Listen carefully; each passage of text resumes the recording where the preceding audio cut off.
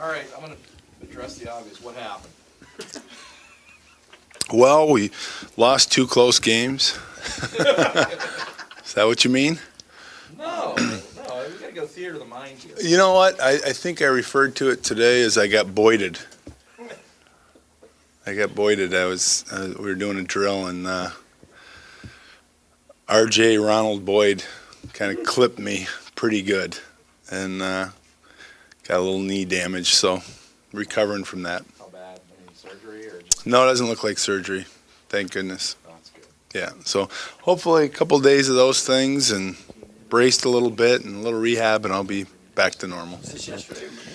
It was Monday. Monday. Yeah, actually, it was hurting pretty good Monday night. Yesterday felt pretty good, and then in the middle of the night, I noticed my body started hurting a lot. So this old age stuff is settling in, and my crash to the ice, yeah. But anyway, that's what happened, and all is good. Boyder's back on the team. 24 hours. Yeah, he was very apologetic. And Hildy was trying to pretend that he was feeling sorry for me, but he laughed the whole time, so I didn't really feel that there was a whole lot of sensitivity. But anyway, obviously coming off the weekend, a lot of mixed feelings on certain things, certainly unhappiness and disappointment in not getting out of Boston with some success, and yet playing 2 really good teams and playing pretty well defensively, giving up only 3 goals on the weekend, but not being able to find the back of the net to help us win. So plenty to work on in our game. 2 different style of teams, I thought, which I think in the end really helps our team for the next, as we get better for the next step. In fact, even this weekend, I think Ferris probably plays a pretty similar style of game as UMass Lowell, which is very, challenging defensive, kind of a suffocating defensive style. And also, they get up and go offensively, so they push you at both ends. But that will help us at least get better, and certainly playing BU, they're a very skilled team. That was probably the highest paced game that we've had so far this season, and it took a little while for us to adjust to that. But again, I think that will help us get better. So offensively, we've got to be able to execute better. We certainly had plenty of scoring chances to score some goals and put us in a position to win games. And I think we also had other opportunities to create more scoring opportunities, and maybe for whatever reason made the wrong decision, didn't execute, didn't get the puck to the right spot at the right time or in the right spot. And it's those kinds of things that we have to get better at. The other area, especially offensively, we got to improve on is we've got to find a groove on a power play. Special teams is a critical part of the game. We came into the season expecting to be in a lot of 1-goal games. We have been the last couple of years, and that's just the way the game is played, and special teams can be the difference. And so far it has been a difference in a couple games for us, but not on the positive side. So we've got to swing that. And so giving up a game-winning shorthanded goal is a tough pill to swallow. But we look ahead to Ferris. We got a few guys banged up. I'm not sure what our lineup will be come Friday. We'll see how guys are coming through the week. But, we're excited to be home. We know we're playing a good team. Obviously, they're going to be a hungry team, too, because they're not off to the kind of start that they anticipated. And they always play Michigan State tough. Back from when I played them the first time here in the early 80s, obviously we have a guy on our staff who played at Ferris, and he made it clear that Michigan State is always a circled date on their calendar as Bulldogs. So our team is aware of that, and we're going to need to be ready to step up to that challenge. Now, you talked about defensively, you guys played pretty well. What specifically did you guys do well that you liked about keeping the score down and limiting chances? Well, I guess the 2 different games, they were different from the perspective of we gave up way more, double the number of shots in game 1 as game 2. And that team played a very skilled, very high-tempo game, and they were difficult to deal with. Now, number of power plays, too, is a bit of a factor.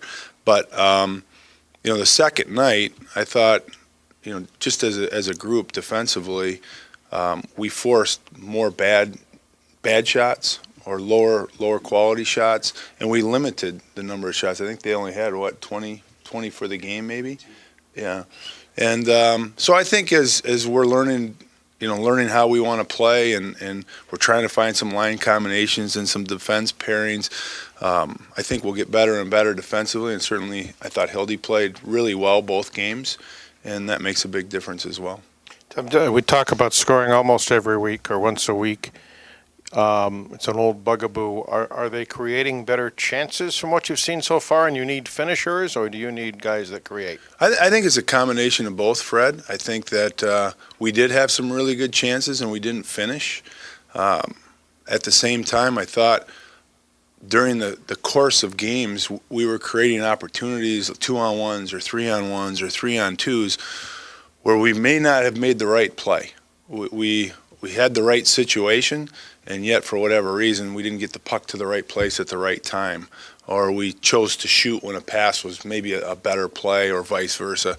So those are the kinds of things that we have to get better at, and I really think it's more of a recognition than it is anything else. And our execution has to get better. And it was different for both games. Against BU, the tempo was so high, you had far less time to make decisions, and you had to make these plays at a little higher tempo. Not that UMass Lowell doesn't play fast, but they play in real tight quarters. So now, the second night, we had to make these plays in more tight circumstances, maybe a fraction bit more time, but in both cases, I think we can execute better, and we need to. Kind of going on to the power play a little bit, how much of that is a result of just trying to find those pieces that fit together right, and how much of it is just not being able to generate the quality chances on the power play? I think it's a combination of both. I think that, early in the season especially, you're trying to find some line combinations, because you go into a game, you don't really know how many power plays you're going to get. You can get 0 and you can get 5 or 6 maybe, but sometimes, you really focus on trying to find the right line combinations, because they're going to carry you throughout the game. And then how can you, based on those line combinations, put your special teams together so you don't break up the continuity of your rotation? We're still kind of searching for that. And we've had different line combinations, and we're searching for that. But at the same time, the first couple games we played, both UMass and then BU, they had a kind of a passive penalty kill, which really allowed you more time to move the puck around, which we thought we did fine. On the other hand, the next night we didn't know what to expect from UMass Lowell, because of all the video we watched of them. They really didn't have any penalty kill time of any substance that we could even see how they killed. So they came after us pretty aggressively and did a good job. And that was the first opportunity outside of practice that we really played against that. And I didn't think we responded as well as we could. So we'll continue to work on that a lot, both in finding personnel, on creating the kind of movements, off-key, maybe players that we think give us the best chance to create scoring chances, and against both a more passive and a more aggressive penalty kill. And we'll work on it a lot. We're going to spend a lot of time, because we have to get that improved. Just kind of as a follow-up to that, I mean, when you're struggling to score at even strength as well, is it a trickle down from not being able to generate with an extra man, and vice versa? Can scoring with the extra man help boost the confidence on even strength? Without a doubt. And I think that's what we're searching for right now, which is a big challenge, is success breeds confidence. So by scoring, you start to get more confident. And I'm trying to keep guys focused on the process of making good plays, the process of doing fundamental things that lead to good scoring chances, and the better and more of them that you get, the more likely you're going to score. And as you score, your confidence continues to grow. So we've got to be careful not to lose our focus on what the ultimate goal is, and focus on the end as opposed to each step along the way to help get better. Because, again, I'll go back. We looked at our team a year ago after 2 weeks. to today, and the team's a much different team, and I think a much improved team, and yet the competition we're playing, when you play two teams nationally ranked, maybe in the top 8 to 12, that adds a dynamic to it as well. So we've got to find some confidence, but you get confidence through success, and we have to keep working on that every day in practice and lead into games, and hopefully the puck will end up going in. Ferris State's been on a little bit of a run here the last 3 years. Tom, what do they do that has lent itself to this success? I think they've kind of found their identity, in my opinion. They found a formula that they feel works for them, and they've brought guys in that can play the way that they want to play, and they've done it to a high proficiency level. And they've been really good in goal. If you look at the last several years, they've been outstanding in goal, and they build around that. They build their defensive effort around it, and their offense is triggered by their ability to defend and transition, especially out of their zone. So they've done a real good job with that, and I think it's taken a little bit of time for them to settle on what they are, and they've got it figured out, and they're really good at it. And that's a good coaching staff they have there, and I think they very much know what they want when they're out recruiting, and they find guys to fit into their system. They know their identity. Yes.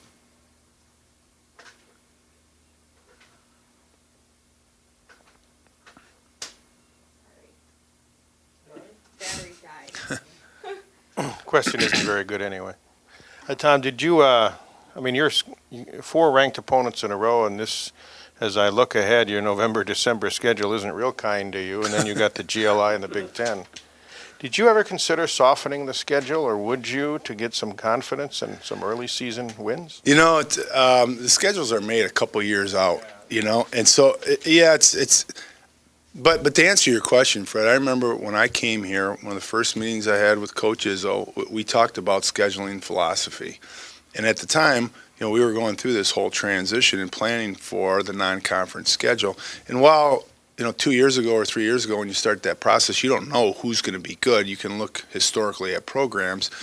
I remember having the conversation and talking about the differences of maybe, and he focused on some basketball teams that might have a certain kind of schedule that maybe helps that confidence grow, as opposed to trying to develop, and his philosophy is develop a very demanding schedule so you're tournament ready. You've seen these national teams and that kind of stuff. Well, we kind of wanted to go down that route, and I believe in that, and yet it does present a challenge without a doubt, because just as I said to you, I think our team's a better team today as it was a year ago at this time, and yet we're playing really good competition that it's hard to see that in the end results, but I know it's helping us get better.